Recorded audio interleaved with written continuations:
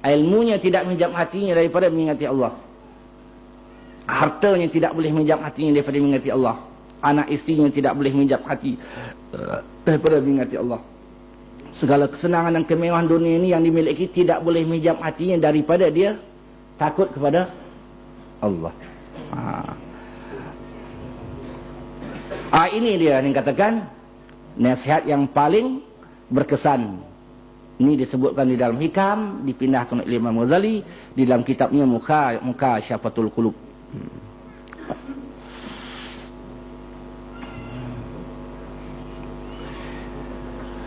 Wa hadhil hujubu innama hiya awaridud dunya.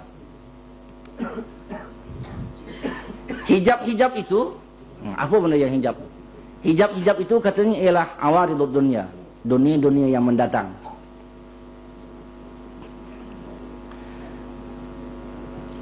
Perkara-perkara yang boleh menghijab hati, bila hati terhijab, hati tak takut dengan Allah lagi, hati tak ingat dengan Allah lagi, hati tak rasa besar Allah lagi, hati lalai terus dengan akhirat. Iaitulah dunia-dunia yang mendatang. Apa maksudnya dunia-dunia yang mendatang ni? Itulah tadi saya ulang balik, keperluan daruri yang tidak boleh tidak tadi kadang-kadang boleh menghijab hati kita. Terlalu sibuk memikirkan makan dan minum, lupa sembahyang. Terlalu memikirkan makan dan minum, ya? Kenderaan yang seperlu, rumah yang seperlu, kadang lupa nak mengaji fardu ain, lupa nak berjuang, lupa nak berjihad, lupa dia kepada Allah. Itu boleh tahan sikit, boleh tahan. Masih juga dia nak mencari keperluan yang sekadar, sekitar yang halal, ya. Lama cari yang perlu pun payah sangat, yang halal payah sangat, cari yang haram lah, lagi berat. Susah sangat nak cari yang halal, walaupun sekadar sesuap nasi, walaupun sekadar 1-2 helai pakaian, walaupun rumah ala kadar, payah sangat. Terjun kepada yang haram lah, lagi berat. Dah terhijab lah hati. Jadi itu awal dunia tu, keperluan yang daruri kita pun, walaupun sekadar yang perlu, kadang-kadang boleh menghijab hati.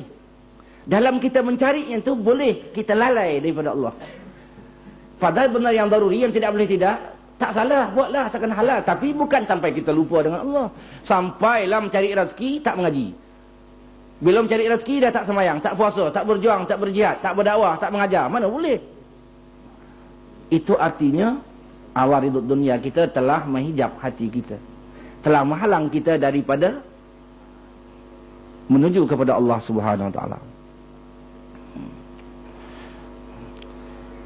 Kadang-kadang dunia yang daruri, yang sekadar yang perlu, tidak menghijab.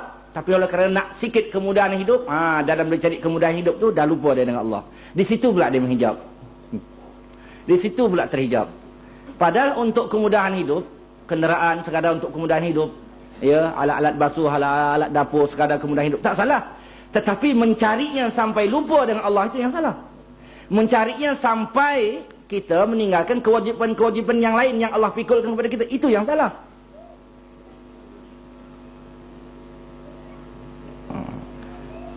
Kadang-kadang barangkali yang kedua ni juga tidak menghijab. Tapi kalau kerana nak bermewah-mewah, di situ dah terhijab pula.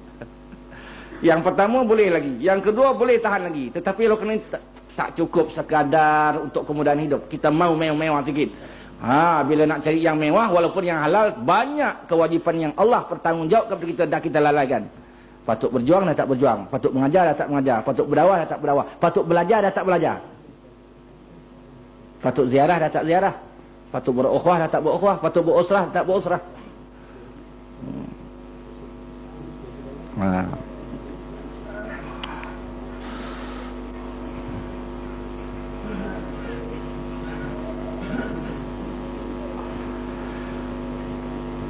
Jadi hijab-hijab hati ini banyak.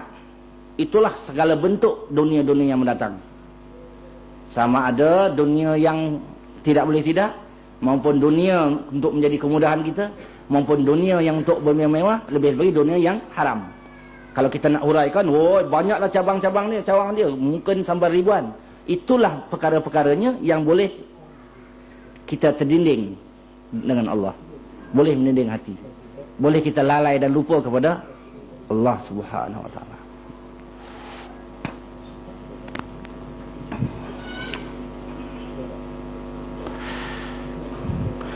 Sudah terlanjur saya mengatakan dunia-dunia yang mendatang tu dia menghijab hati daripada mengingati Allah. Yang boleh lebih dalam dari itu kita perluas lagi.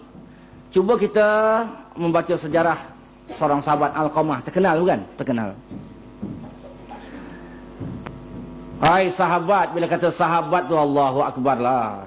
Sebab itu Rasulullah mengatakan ashabi kan nujum idza tadaitum ihtadaitum. Sahabat aku itulah semuanya laksana bintang-bintang di langit. Jika kamu mengikut para sahabat itu, kamu dapat petunjuk. Ashabi kan nujum bi ayyihi maqtadaitum ihtadaitum. Sahabat-sahabat aku tu semua laksana bintang di langit. Mana satu di kalangan mereka, di kalangan sahabat itu kamu ikut, kamu akan dapat petunjuk. Begitu hebatnya para sahabat tu, baik segi akhlaknya, segi perjuangannya, segi ibadah dan semuanya, segi pengorbanannya. Begitu dipuji oleh Allah. Cuma yang sakit hati ini Syiah je. Syiah yang sakit hati dengan para sahabat. Mereka mengatakan selepas wafat Rasulullah 3-4 orang saya tak murtad, lain tu semua kafir balik. Semua murtad. Yang tak murtad itu iaitu Ammar bin Yasir, Zaid bin Harithah, Salman Al-Farisi. 3 ataupun 4 orang. Ada setengah kitab 7 orang, ada setengah kitab 5 orang. Satu saja. Yang lain tu semua kafir balik, termasuk Khulafaur Rasyidin. Ini dah biadab sangat ni. Dah melampau. Dah melampau. Ya, sahabat-sahabat dikafirkan. Jadi begitu hebat para sahabat ya. Bila kata sahabat tu hebatlah. Jadi cerita Alqamah ni. Bila kata cerita Alqamah, dia seorang sahabat, ibadah yang kuatlah, akhlak yang baik. Tapi bila nak mati, hati yang terhijab daripada mengucapkan la ilaha illallah. Ada benda yang hijab. Kenapa? Tak payah saya nak buat cerita yang panjang. Kita dah tahu. Terus kita ambil dia punya natijah saja. Bila diselidik-selidik, dia ni utamakan isteri daripada ibu. Sikit saja. Dia utamakan isteri itu pun daripada ibunya, bukan melampau sangat. Sampai ibunya pun tak sedar. Sampai ibunya pun tak dapat kesan. Cuma Rasulullah bagi tahu itu yang sebenarnya. Jadi dia mengutamakan isteri itu taklah melampau sangat sampai ibunya tak sedarlah dia tu mengutamakan sangat. Ya.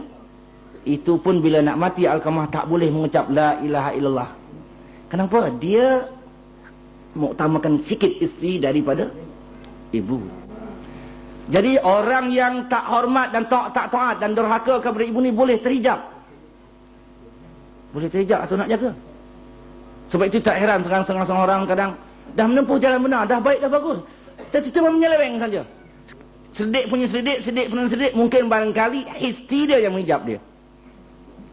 Kalau setahun tak apa, 2 tahun tak apa, 3 tahun tak apa. Kalau dah bertahun-tahun tak didik isteri, Allah cabut balik rasa iman tu, akhirnya kita akan balik kepada asal.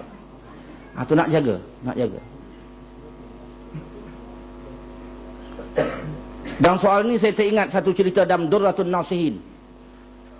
Bila saya katakan Durratun Nasihin ni, maknanya senang orang faham. Durratun Nasihin sudah diterjemahkan dalam bahasa Melayu Indonesia.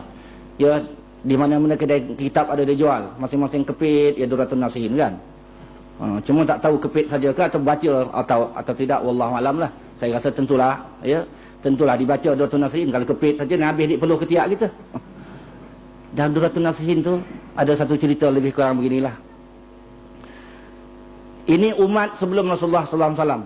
Ada seorang abid, dia menumpukan ibadah sungguh-sungguh 70 tahun. Siang malam beribadah 70 tahun. Makan minum sekadar saja. 70 tahun. Buat penumpuan betul-betul beribadah kepada Allah 70,000 tahun. 70 tahun. Maaf ya, 70 tahun.